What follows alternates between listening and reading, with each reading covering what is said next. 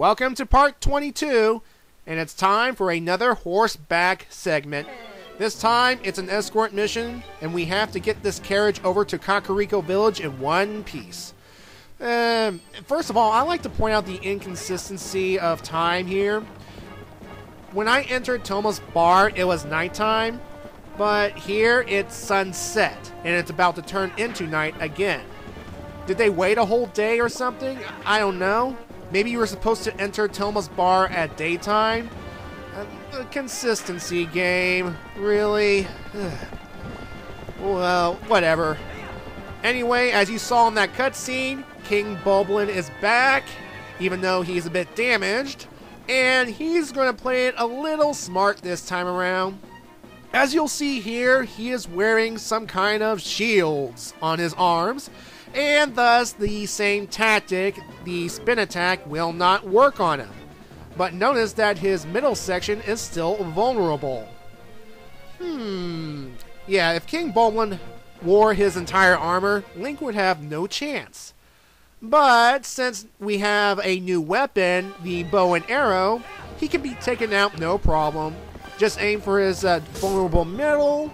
Just make sure you swing out of the way when he loses control, and you'll be fine. And I consider this a bit easier since, well, you're just pointing and shooting arrows at him. And just like that, he goes off another bridge. Goodbye, Lardo. And just like that, a key magically floats to Link. So far, so good. We've passed that stage. Seriously, that was easier than the sword duel. Man, that was pathetic. Well, regardless, we're moving on to the actual escorting part of the mission. What we have to do here is make sure to get the carriage to Kakariko and avoiding all sorts of dangerous encounters with enemies. First off will be the archers above that will try and shoot the carriage with flame arrows. Now, while most of them won't actually make contact with the carriage, one will make contact and set the carriage ablaze. And when that happens, whip out the Gale Boomerang and put out the fire. As you see here, there's this little life bar on the carriage, and if it reaches to the end of the carriage, it will burn up, and it's essentially a game over, folks, because if the passengers in that carriage die, we cannot move on with the game. We need the Zora Prince alive in order to continue. Now, when you get to this point right here, make sure you unlock the gate and proceed back to your horse immediately, and then the real fun can begin. The Bulblins will come in on their boars and start shooting more fire arrows, and there are Kargaroks that are carrying bombs, and for some reason they decide to bomb the thing. Now, here's the thing about this escort mission. Sometimes if you lose track of the carriage, the carriage will actually go out of control. It will go off the beaten pathway, and we have to rally the carriage up, go back to the wagon, and make sure it gets back on course. And I've had that happen to me when I played this game in the past. Thankfully, though, in this playthrough, I managed to get the carriage to Kakariko Village in one piece. Well, at the end, it will start burning, but who cares? It's at the end destination, so yeah. Just make sure you keep the archers at bay. You can shoot them, you can slash them with your sword, anything to stop them from burning up the carriage or the wagon or whatever.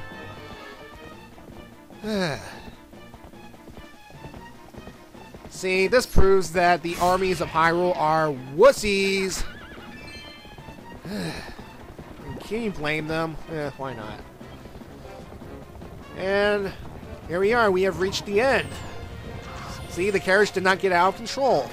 Of course, it burned them at this point, but who cares? We're at the end. It doesn't really bother me at this point. Now I'll just open the gate and let them go through. Now here's the thing. After the carriage goes through, the Bulblins do not pursue them. As soon as we enter it, it's all over. It's over. And I bet like the minions are like, it's over. Let's get out of here. We failed. Well, here's the cutscene.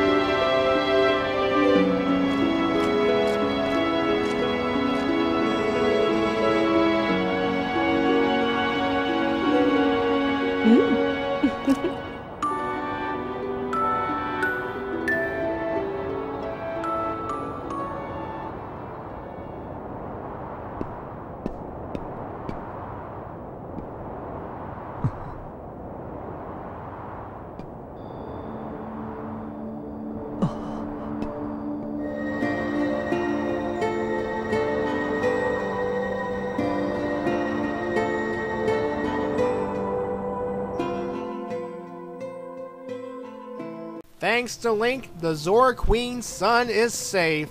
And now it's time to get our reward, which just happens to be in Kakariko's graveyard.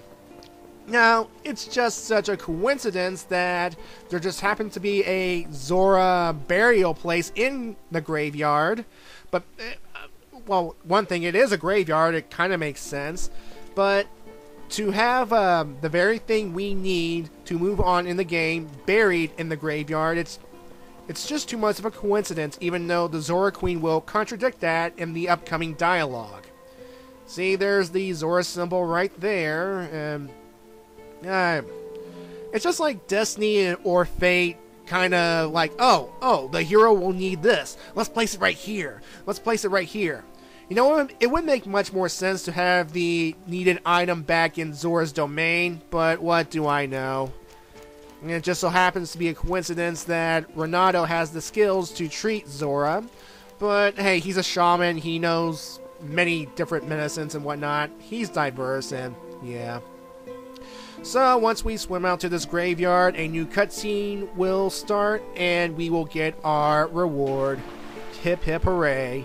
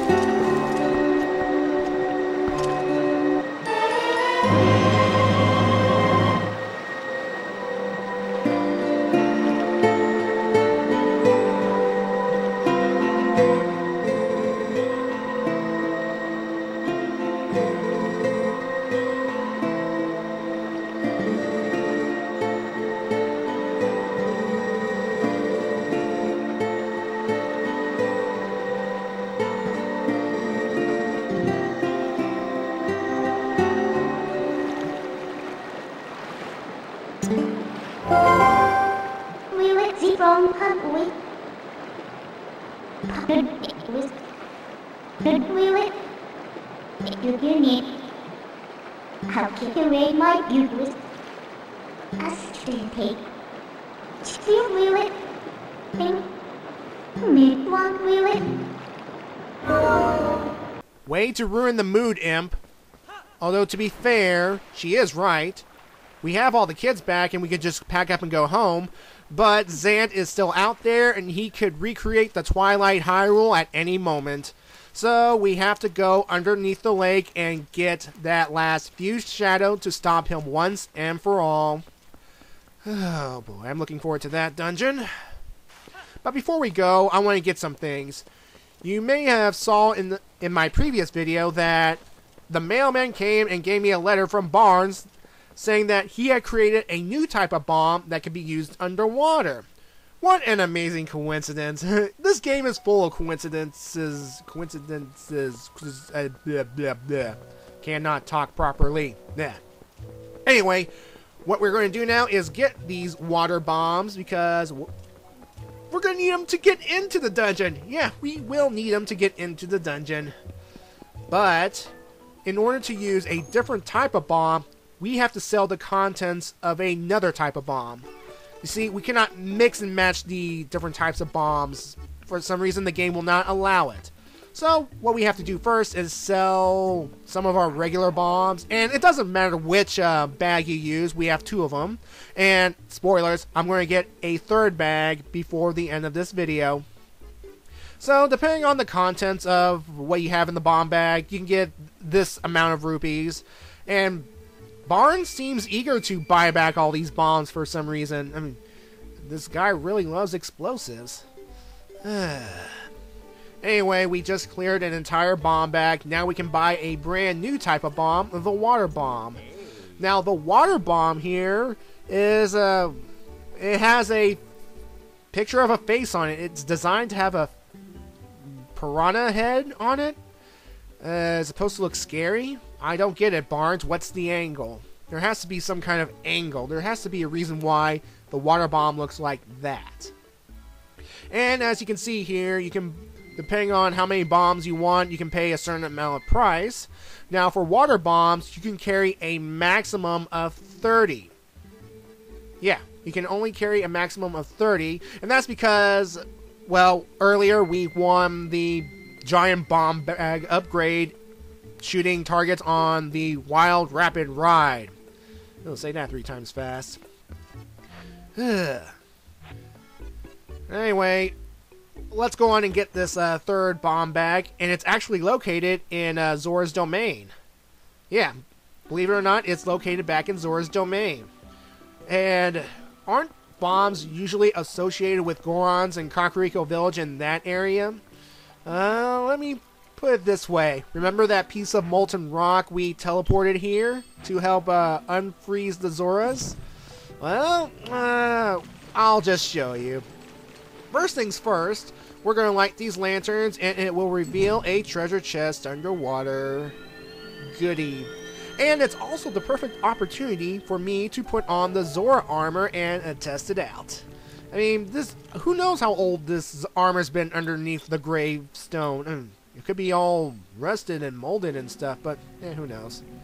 And look at that. Look how awesome Link looks in his underwater gear. And just like in Ocarina of Time, when equipping the iron boots with Zora breathing clothes, you can walk underwater no problem. And notice that while Link is underwater, a mask comes up to over his nose and mouth to help him breathe. Practical. I like that. I enjoy that. La la la, swimming as a Zora, la la la la la. Although, to be fair, it's not swimming just like a Zora. It's more a Zora if he were actually a human. I mean, to be fair, the Zora mechanics in Majora's Mask were more Zora-like. Although, to be fair, Link actually did transform into a Zora, so I shouldn't complain too much. It's good enough. It's like kind of like a hybrid of human Link and Zora Link, and that's fine and dandy. And oh my god, the remains of the molten rock have eyes!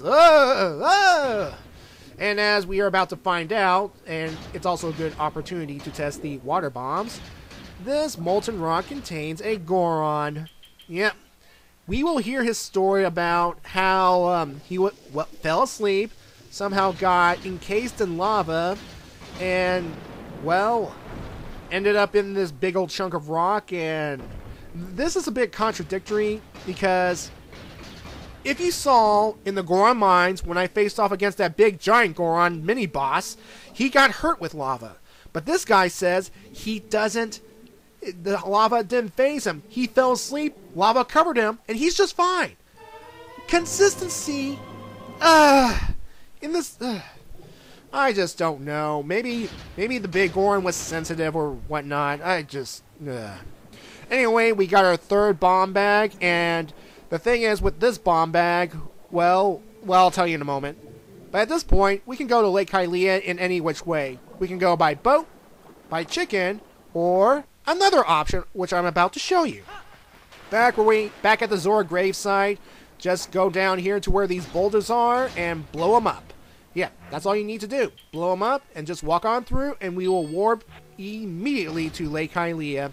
It's a nice little shortcut, all from one end to another. Now, how does that work, you may ask? Well, although to be fair, in Ocarina of Time, there is a nice shortcut from Zora's Domain to that Lake Hylia, so at least it's somewhat plausible in terms of the game's universe or whatnot. Yeah. As I was saying about the bombs that I got from the Goron, even though it's pre-stocked with 30, it's not the maximum.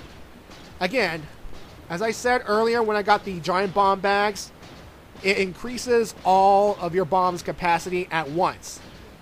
And it includes future bomb bags.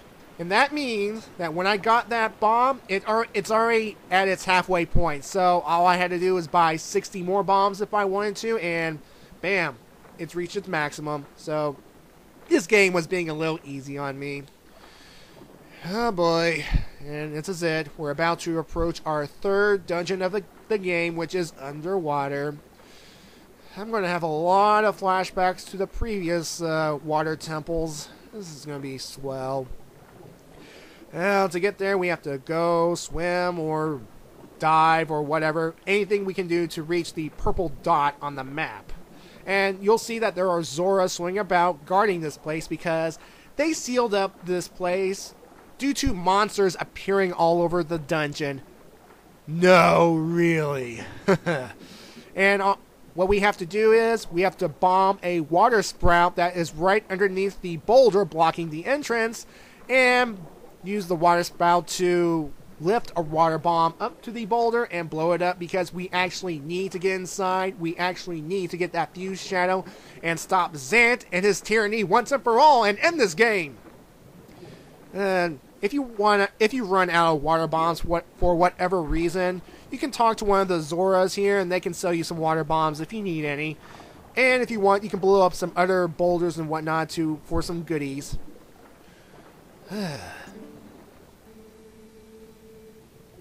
The Zora Temple. You know, this could not be the same Zora Temple as in the Water Temple of Ocarina of Time. Maybe. Who knows? We'll get to that in a moment. Well, we'll get to that in the next video, actually, because this video is about to end. Well, sorry to disrespect the Zora's wishes. We need to get inside. I wonder how water bombs work. I mean, they have to be waterproof long enough for the fuse to reach its destination, but why am I questioning these things?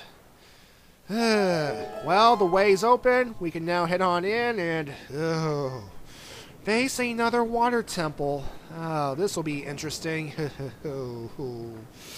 Anyway, folks, I will see you in part 23.